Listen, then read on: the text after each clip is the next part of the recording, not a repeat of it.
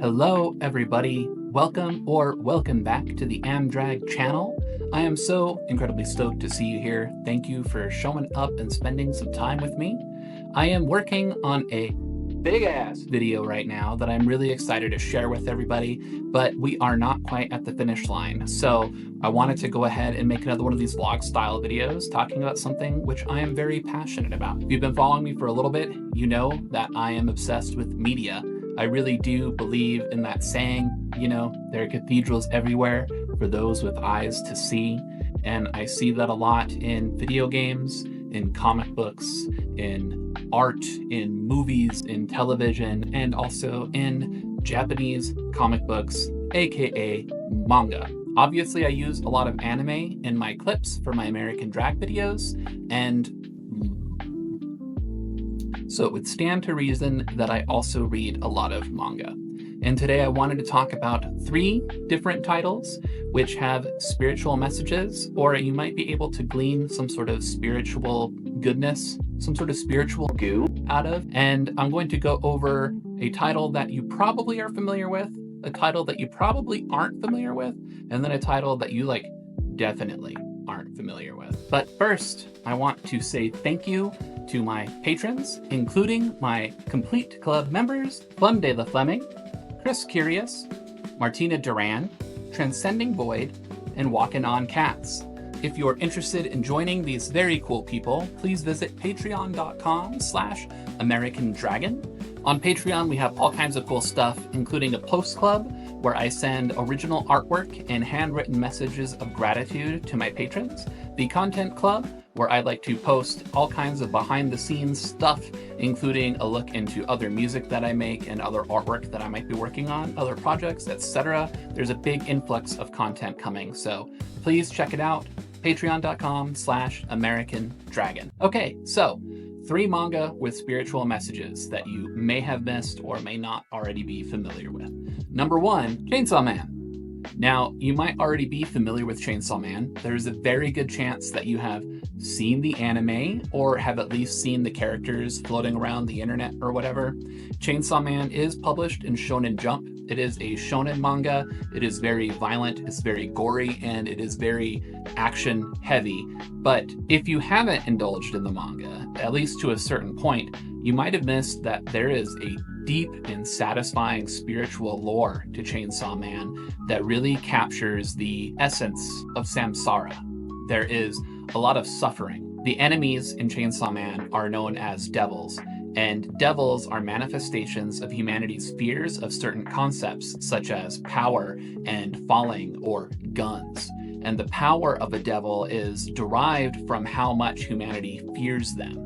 So there's a lot of amazing metaphors, and I remember the moment that I realized that Chainsaw Man was legitimately literature was when we hit a point where they were talking about the gun devil, which had been ravaging America like a natural disaster. It was written like it was a hurricane, a typhoon. And when I realized that there was so much weight behind these concepts, that it echoed onto the main cast. You see, the main characters are devil hunters, and they are people who know for a matter of fact that their jobs will cut their lives short, and they live that way. There's a lot of cigarette smoking, there's a lot of sex, there's a lot of enjoyment of food. Everybody is very on the edge of the knife. Everyone is enjoying a very ecstatic lifestyle, and the main character, Denji, he just wants to touch a boob so bad. He just wants to touch a boob before he dies. And I know that that comes off as goofy, and I know that if you just catch a clip or just a second of this or just learn that little bit of information, it might not hook you, but they really go to some incredible depths here. I have to give so much credit to Tatsuki Fujimoto, the author of Chainsaw Man. This person is absolutely a visionary, and especially in the later arcs, they go into places about neurodivergence and fitting in and the normalization of harsh truths. There's this concept that even though devils are ransacking the world, life goes on, and there's a lot to be said about that karmically. You're here, you're on Earth, presumably. You're a human, probably. And you have to keep doing those things. No matter how terrible things around you look, continually you have to show up. And there's a lot of beauty in that, and it is captured just gorgeously in Chainsaw Man. So give it another look. If you've seen it before, but you're not really sure about it, I promise you, dig into those volumes. You're going to get a lot of spiritual weight. That thing will shake you if you allow it to shake you. To book number 2, this is something that you may or may not have read. Yokohama Kairashi Kiko, or Grocery Shopping in Yokohama. This book is incredible, and it hasn't been available in English until very, very recently. Actually, just a few years. 7 Seas decided to start printing it in English for everybody, and we can finally engage with that outside of fan translations.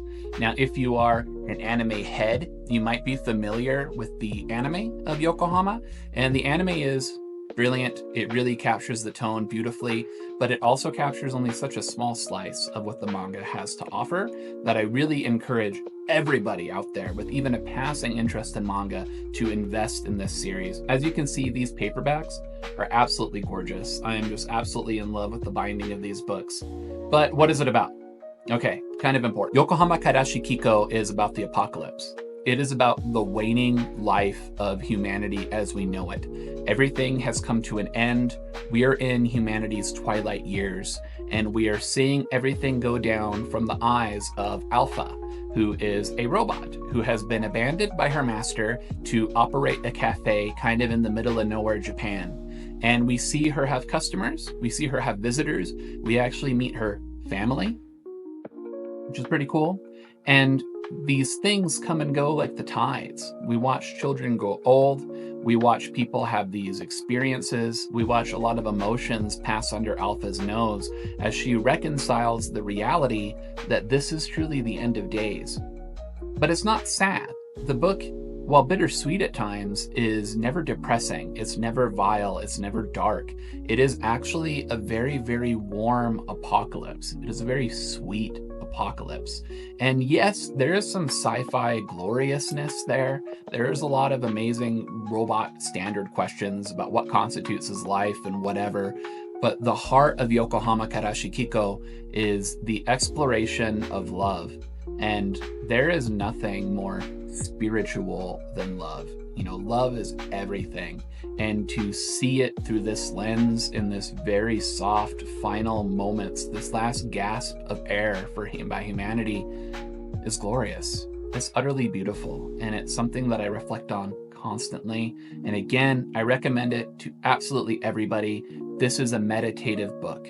This book is from the school of Taoism. It is from the school of Lao Tzu. It is the Yin Yang book. It is the Wu Wei book. If you don't know, Wu Wei means the art of effortless action, the art of effortless being. That's not a perfect translation, but this manga is a perfect translation. This is about showing up where you're needed, being what you're supposed to be, and smelling the fucking flowers, man.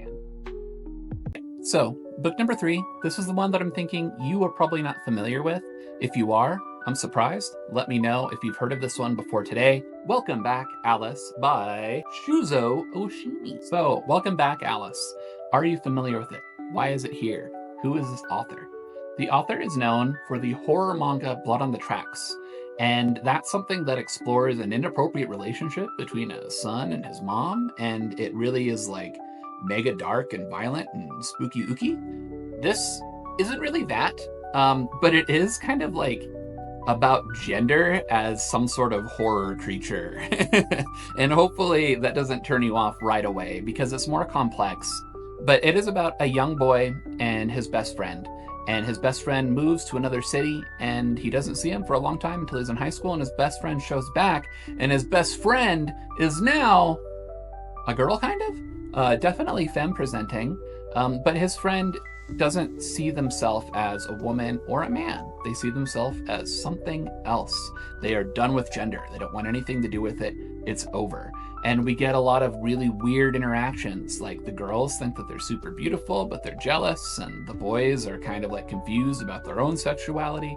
And the main character is like, you know, white knuckle, like, oh my God, my best friend is a total babe now. What does this mean? And what happens is the Alice character, that is not their name, but I don't recall their name at the moment, so I'm calling them Alice, which is totally wrong.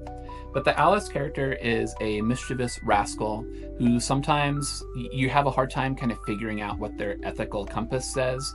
And I think that's really on purpose because the author in the back matter of these volumes writes about his own experience with sexuality and gender and the exploration of such. And you can tell that this is such a deeply introspective and painfully Japanese take on gender identity and what it means. Now, the Japanese have a complex history of feminine presenting men, and if you know, you know. If you don't, be on the lookout, be careful about your Googling search because it is a little bit dark, but it is ingrained in the history. And to see this as a modern take on that concept was really powerful to me because personally, I see gender as something that is spiritual, and not everybody's going to feel that way, but I very much believe in divine masculinity, divine femininity. I just think that it's all there and it's all in all of us, and it's something that we all have a responsibility to explore to some capacity. And I think Welcome Back, Alice really tackles that question and says, what now? What do we do with this information? Maybe the systems are wrong. Maybe something is wrong about society. Now, it does not make a big Western, like pro-trans. There's not a moment there. And, it's a Japanese book. It's going to have a different take. But I will say that towards the end, the author gets very existential with the questions and really explodes into a sort of surreal spiritual flavor that I didn't see coming. And I have to acknowledge that this book is not perfect. This book is not totally totes woke, bruh. Like, it isn't all the way there, but it really has a lot of compassion. It's asking a lot of powerful questions, and it has a very intriguing cast of young teenagers exploring their horniness and confusion. And I really do think that the message at the end of the book, I think its heart is in the right place. It does have a very climactic, powerful ending, even though personally I feel like it was kind of rushed, and I just wish that the author went this much further with their own feelings and their own concerns, especially in the back matter parts. I really feel like they're on the verge of figuring something out. And while maybe the conclusion at the end isn't what everybody's going to be hoping for, I do think it is absolutely worth reading. I do think that it'll get your gears going about like spiritual gender, which is something that I really want to talk about a whole hell of a lot more on this channel. So that's it. 3 manga that I think that you might find spiritually fulfilling or interesting. Please comment below about manga or other written works that you have found to be extremely spiritually moving to you. I want to hear about the whole cathedrals thing. What do you see that amazing beauty in? And please, manga especially, let me know so that I could follow up on this video, because I buy books very irresponsibly, and I will buy your recommendations, and I will read them, and I will be back here to tell you what I thought about them. Please like, please subscribe, please help me battle the algorithm by ringing the little bell, I guess. I don't know if YouTube still cares about that, but anything helps. I really, truly, super duper appreciate you. And if you want to chat more about manga, spirituality, dreams, or whatever, please join our Discord. We have a Discord server. The link is going to be in the description, and the people there are super, super nice. So again, thank you for being here with me. I love you. I appreciate you, and I will see you next time.